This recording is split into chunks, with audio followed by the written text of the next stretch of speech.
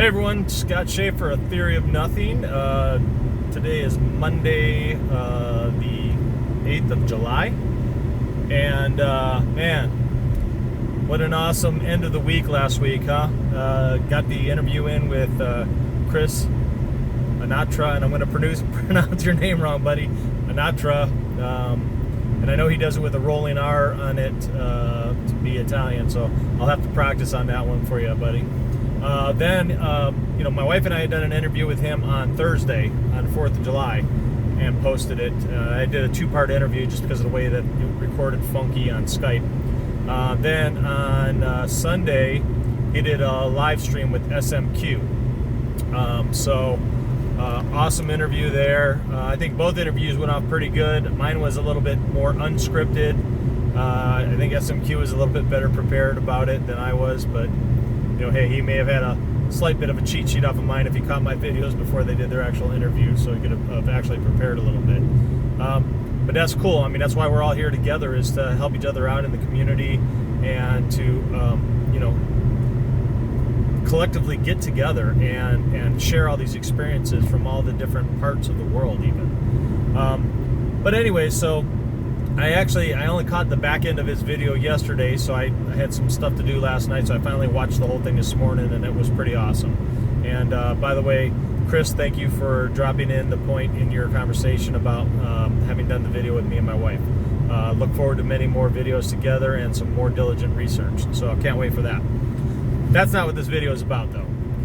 What this video is about is a tweet that I'd gotten today, this morning early, and I'd heard someone mentioning, I think it was Jay Chris mentioning it from his live stream yesterday. He was talking about Epstein having gotten arrested, like the FBI came in and crashed into his pad or whatever, and now he's been locked up.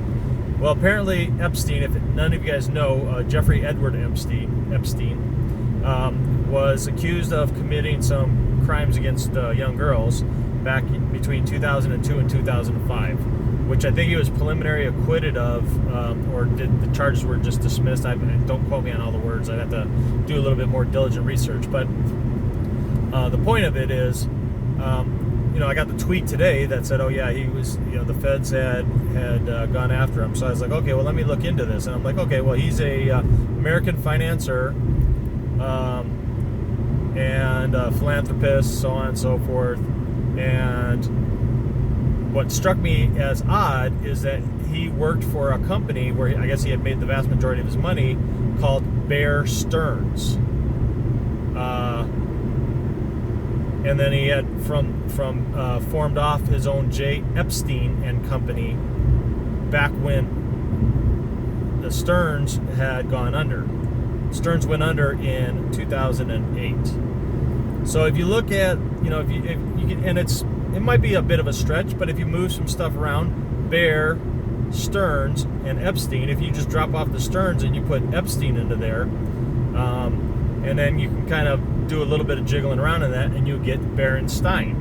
Now, some of you will go, well, that's a big stretch, Scott. And I thought, maybe that is a stretch. So then I looked into it. Again, the Bear Stearns collapsed in 2008, right around the same time that CERN turned on their Large Hadron Collider, which was first initiated in 2008. Had an issue, then they had to do some reworking, and then turned it back on a little bit later on. So we've got a tie-in between Berenstain, working the words around a little bit, and Epstein and Bear Stearn, the company. Then I went down the rabbit trail just a little bit deeper and said, okay, well, let me look into Stan Berenstain. Well, wait, he's not Berenstain anymore. He's now Berenstain. So, okay, let me look into that. Well, Mr. Berenstain, obviously American children's writer, was born in 1923. Okay, so I don't know what the significance of 1923 was. Oh, wait a second. The company, Bear Stearns, was founded in 1923. Now, Bear Stearns is in New York. Stan Berenstain was in Philadelphia.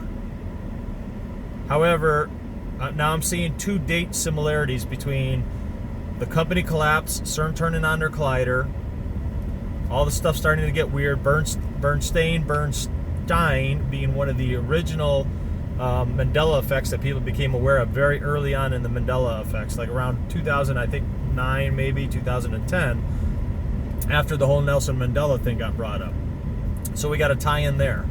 I said, okay, well, maybe it's still coincidental. I mean, you know, we can go with some other things. So then a lot of us have been looking into the Schumann resonance, and perhaps SMQ is doing a big thing right now, and he believes in a lot of his research staff, which I'm a half part of. I mean, him and I are linked up on Twitter, and we're trying to do some collaboration stuff together. And I'm doing my own research on things and doing my own videos, but I want to do a sit down with him and do some collaborative stuff. But anyway, so I was looking into. Okay, well, let me think about that for a minute. Let me go. The Schumann Resonance. Well, let's talk about that. What are the dates on that? Well, if you look up the Schumann Resonance, you get the date of 1952. Okay, so how does that tie into anything? Well, you got to get into the dates of when the CERN's council first resolved their initial meeting and formed the coalition to create CERN was between May 5th and 8th in 1952. So here we go, we got another tie-in on dates. Now, yes, you could say, oh, it's a stretch going from, you're talking about Berenstain, and Epstein, and the tie-in with the Bear Stearns company, and Stan Berenstain, and his birth date, and how all these things kind of all seem to coalesce. He goes, well, why are you jumping into the Schumann resonance? Well, again, we're going back to thinking that with CERN and their particle collision are definitely without even a stretch on it. Even if they're unable to truly read the collision of a hadron particle at the atomic level, they are still using a ton of supercooled super magnets buried underground to accelerate hydrogen gas particles. Okay, so just by running magnets affects a lot of the harmonic magnetic resonance of the natural planet, and this is a gigantic ass particle collider. So these magnets are running in a circle, like on its tail, and in an opposite Polaris rotation. So you have a clockwise and a counterclockwise acceleration of particles, with the magnets oscillating in these two different frequency ranges to speed and accelerate these particles back and forth. That can't be good. Ignoring all the other particle colliders, all the other accelerators that there are all over the US. And for people who say it's not real science, it's just BS like NASA, I don't fully believe that. Do I believe in NASA and space exploration? I'm not 100% sold on it. I believe that all the videos that they put out of the space station are fake and BS. Doesn't mean that we're not in outer space with some sort of a station. Doesn't mean that we can't even get into outer atmosphere. However, no videos of Earth, no true filming of Earth. It's all quipped together, film slices and stuff like that. Even Mars, even every other planet out there. The moon landing, I think, is all BS. I don't think we've been up there. For sure not in the tin can piece of shit that NASA says we went up with. And then we just destroyed the telemetry data. And then now you're getting the new scientists are saying, well, it's because, you got to think of it like cars. Like, it just became obsolete. Thank you for that. Let's think of it from cars' perspective. I have seen a lot of 52s, 57s, 55s, 40s, 32s, some cars getting back to the early 1900 series that have been perfectly restored and run like a champ. So, yes, there's an inflation cost for remaking parts, but if the general public can afford to do that, how is it that NASA couldn't afford to just update technology as they were going? And why on God's earth would you destroy telemetry data? The two parts of the equation make zero sense. Sure, the equipment could be obsolete, so you discontinued it. Hell, isn't that why we designed and built the shuttles? And let's talk about the shuttles now. We had one blow up. Okay, killed 7 astronauts allegedly. Okay, why would they discontinue the shuttle program and now go back into using rockets? Like regular capsule rockets. It doesn't make a lot of sense. So, and I know Elon Musk with his SpaceX is trying to design a planet-to-planet rocket that can transport a lot of people and equipment and is self-sustaining and basically has a living system inside of it and all that stuff. Great. Okay, we'll look forward to when that actually is CG'd into all of our television sets or our internet connectors for our phones and for our computers. Anyways, getting back to the Schumann Resonance. The Schumann Resonance, again, is tied into a physicist who was brought over from Germany to the U.S. under, what was that, the original Operation Paperclip. Sound familiar? Yeah. It's where a lot of the NASA scientists were brought over during that same operation. So there's a tie-in there. There was another tie-in to the name Schumann, but not that Winfried Schumann, which is the Schumann Resonance. It was another Schumann who has to do with the European Union and forming up the original European Union with the steel industries in like Russia, Germany, and Europe right after World War II to prevent the collapse of their monetary system and everything else. And that all happened right around the 1950 era. So within a year or two of CERN being actually created by the coalition for the CERN Council. So, yeah. We could talk about a lot of stuff and a lot of different things, but you know, there's certain things that you have to lend some credence to and onus to when they resonate with you. And when it is most effective, as I've found and discovered, is when you least expect it. When you're not trying to necessarily look into anything in particular, you just glance at something out of the corner of your eye. But perhaps the glance out of the corner of your eye strikes you a little bit. And it's typically because maybe you've heard the subject matter before, you know, maybe something was said about it, something here or there, or you saw something on a billboard or a sign or, you know, a commercial on the TV or whatever. Well, now with the Epstein thing, it's a really big thing, right? It's a big national news right now. Because this guy is like, I don't know what I think he's a upper millionaires, perhaps a billionaire. I didn't go that deep into looking up what his net worth was. But I want to do some more digging into potentially how all these things are tying together. Now, is this the big reveal for the Mandela Effect? And no.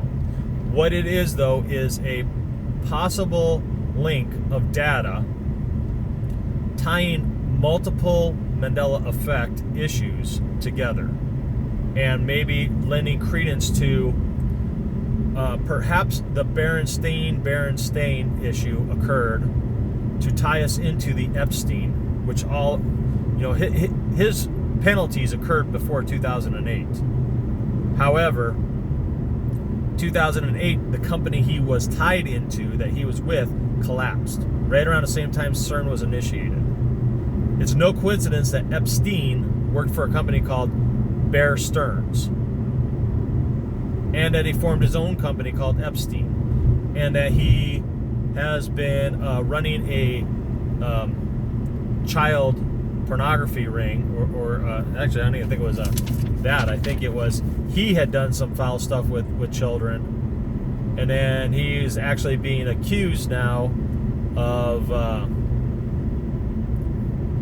sexually exploiting minors in a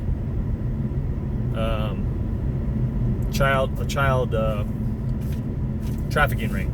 That's what it is. A child trafficking ring. Young girls specifically, but again, apparently FBI is just now cracking down on them. Now, how does this tie in? We could tie it into saying, oh, well, you know, here's what we've been hearing. Now let's take the political stance. This is what everyone's been telling us. This is what Q's been saying about Trump, is he's going to start dropping the hammer and that all these people are going to go down. Well, Trump in and of himself is a Mandela effect, going all the way back to early episodes of The Simpsons.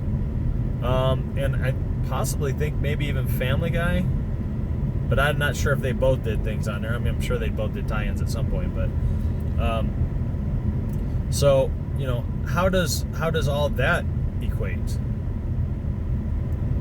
You know, does it not? Does it tie into the Illuminati cards? That Illuminati game? Because that thing was, you know, pre-era anyways too. I still haven't gotten myself a copy of it because I don't know that I can even trust a more modernized one, but you know, I'd love to get my hands on an original copy of that, just, you know, so even a scanned copy, if someone has one and could send it to me, would be awesome, so I could rifle through that stuff. Now my wife is a little bit nervous about that, you know, Ruth Ann. She's like, you know, Illuminati start getting into witchcraft and black magic. But, you know, back in the day, and I don't know if I ever told you guys this, but back in my early years of late teens going into my early 20s, I had delved into a lot of different things, trying to find myself, trying to discover myself. I went down the religious path. I went into, you know, deep into Christianity, Catholicism, Lutheranism. The only thing I never encroached on was looking into the Muslim religions and things like that. It was always more focused on the more Western-based religions. You know, well, even Catholicism gets into the Roman era and European stuff like that, and older religions there. But I had kind of looked into a lot of those different things, even going as far as, you know, I don't know what the correct term for Mormonism it would be. Maybe that's it. You know, I looked at all different levels, all different aspects. None of that resonated with me. So then I got into Wicca, studying white magic as well as studying black magic and occultism, and trying to see if that resonated with me. Because growing up, I've always had this feeling of some dark presence within me. You know, some people say, well, they feel they've got this guardian angel that looks out for them, and then it's a positive light energy being. I've always felt that I had a guardian entity as well, just never fully thought of it as necessarily being good. And good not to me, but good as in don't take no shit. You know, so if what it was is a guardian angel, perhaps, and if angels are even real, and if the fables of the angels are real, stories of angels are real, then mine would probably be, and I don't want to even say that it would be an archangel, because I'd imagine they'd have better things to do, but archangel mentality by the storybooks, as in a warrior class angel. Now, we can tie angels into interdimensional beings and extraterrestrial beings and all those conversations as well. And I've touched on that before. Do I believe in God?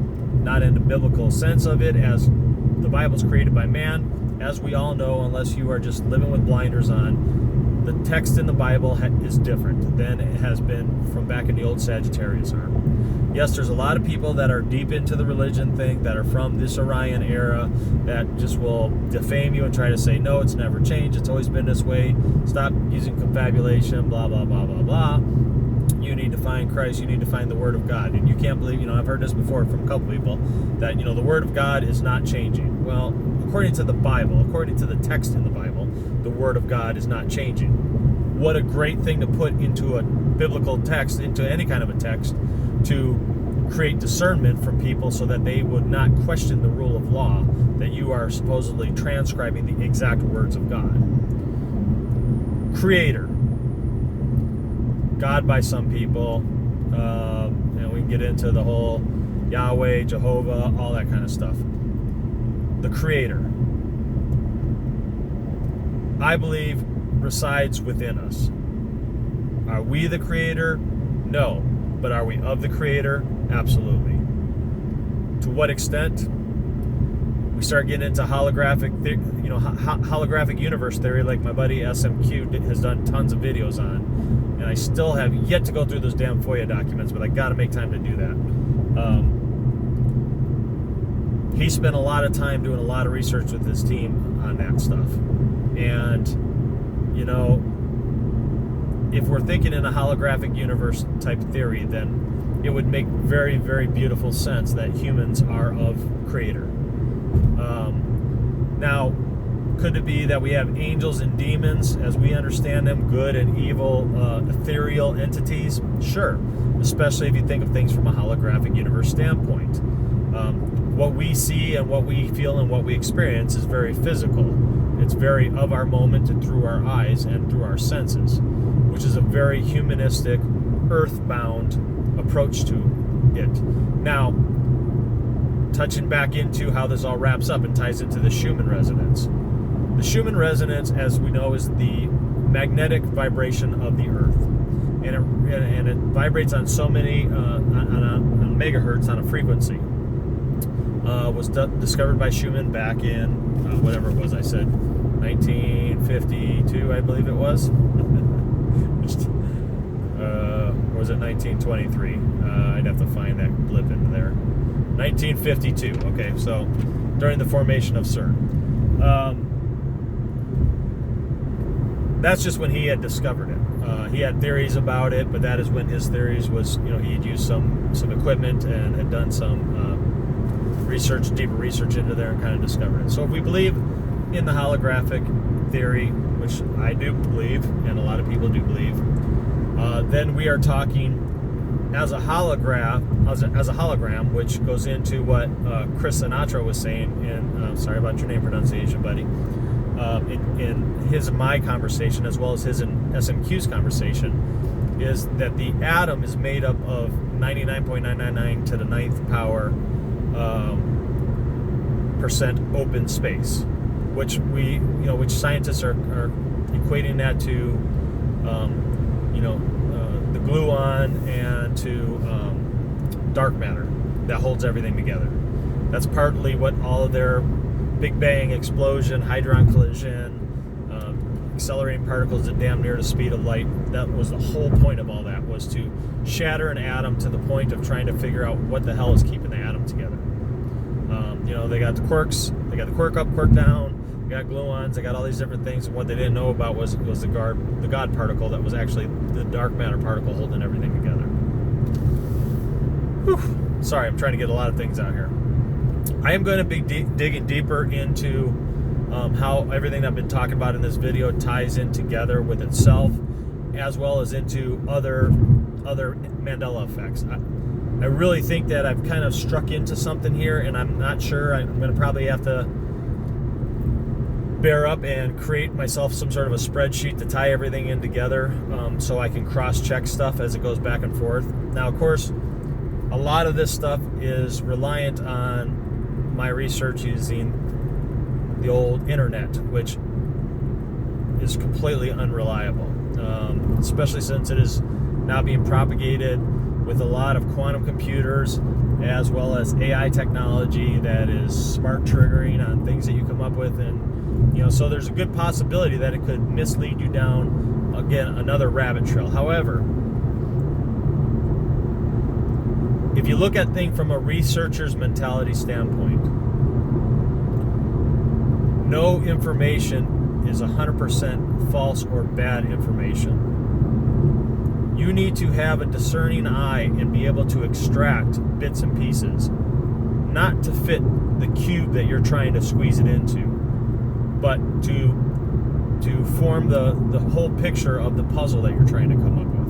And now, again, we go back to thinking that, well, maybe I'm just stripping some stuff down about trying to equate to Berenstain with the Epstein and the Bear Stearn company and all that stuff. But it's not really that big of a stretch. Once you start pulling all of the different parts of the puzzle pieces out with the dates and how they tie into other things. And yes, a million different things happen on those dates in different countries. But when you really start looking at things, are you going to be asleep?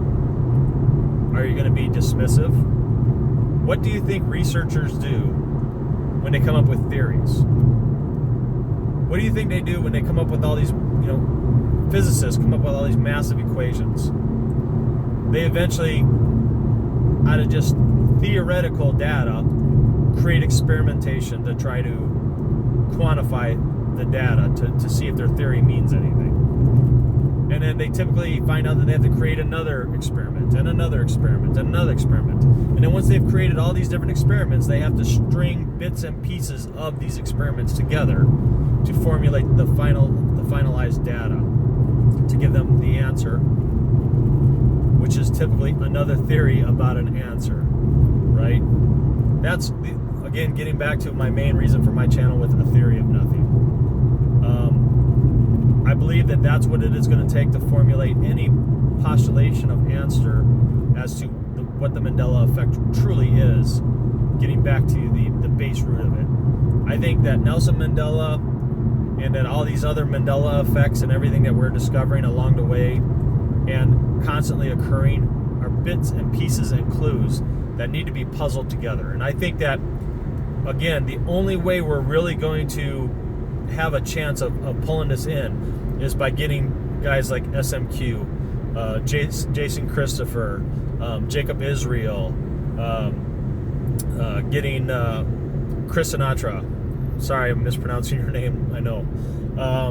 Myself, Black Sheep Researcher, Jason Stavely, and everyone who else is connected deeply into this Mandela researching and the discoveries, and who has open eyes.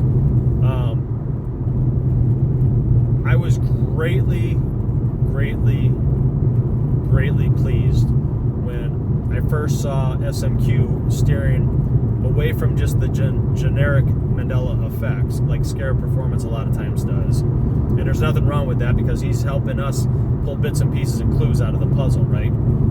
But when he started going away from that and getting into these FOIA documents and starting to talk to these doctors and everything else, it was showing me that he is himself opened up to literally anything and everything as being a possibility, and that it all can tie in together and be connected.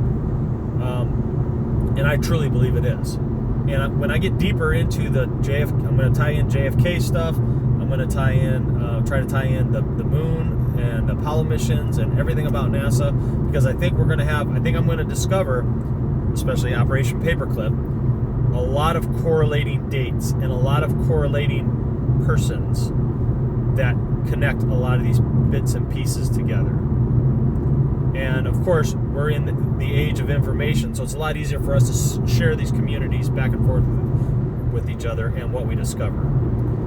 The one thing that I would say, and I brought this up in my videos in the past, is all this digital, confabulation, misremembering about data and the internet and how programs can record it and that they can be faulty and they can be hacked and all that stuff. That's all fine and dandy. But how do you quantify being able to physically see planes stopped in midair, or planes disappearing when they go just behind an object and they never come out the other side? Or when you physically see glitches like my wife does? Or when you drive by a building one day and the next day it's a different business altogether, literally overnight. Then when you go and look it up and do a little research, you find out, oh, those businesses have been interchanged for a year now, or just under a year, or just over a year, or maybe 6 months. But when you literally drive past that business on a daily basis like I do, and one day it's there and one day it's not, that is not the internet. That is not confabulation. That is not misremembering the song, how the ending of a Queen song goes. That is not having a shitty television to where you can't really tell that C-3PO's leg is silver, not gold. And oh, by the way, talking about C-3PO's leg, if his leg was always silver, talking about that for a minute, why is it that Disney World and Disneyland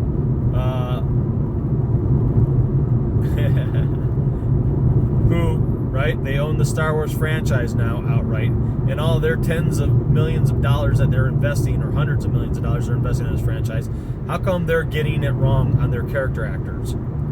They've built these custom suits, they have their own creation studios to do that. Why is their damn C-3PO down there got the golden calf on both of his legs? And why doesn't R2-D2 have all the extra little wires going into his legs? like he does in the movies, now going all the way back to the very first movie series. So there's something going on, and there's something that ties and wraps all this stuff in together. Empire State Building, Germany, and the Black Tom bombing events. Now Japan having dropped all these hydrogen balloon bombs on the U.S. Back in the day, or launching them against the U.S., and so many of them landing on the U.S., and some of them not landing in the U.S. I mean, there's definitely something, and I think a lot of this, more so now than ever, is really starting to leach and tie in together, more so than it did before. As I'm getting these connections with fellow researchers, I'm feeling this resurgence of my desire to want to go back and start tying these things in together. For a while, I'd kind of pulled away from that, and it was just getting to the point of, that's just the world we live in. I don't really care. Who really cares about these changes? Big deal. It's flip-flopping. It's this, it's that. You know, I don't feel they're flip-flops. I believe we're probably running through multiple phases of reality. What that is, I don't know. I don't have that answer. I don't profess to have that answer, and I don't profess that anything that I've tied together in this video is even really related to itself. However, it's, in my opinion, far too coincidental to be coincidental. Just to kind of use a dumb statement to explain it. More research into that, more development into that. I'll be doing some follow-ups into there. I'm going to try to, I started to kind of create a series of the Mandela Effect interviews that Mr. Anatra was so kind to be my first guinea pig on that, and I'll be doing more interviews with him. I want to do some with SMQ, and perhaps even Jason Christopher and anyone else, Jacob Israel, anyone who'd be interested in that. So any of you who are subscribed to any of their channels, please feel free to like, subscribe, share my videos, pass them on. I'm getting the sun right in my eyes here.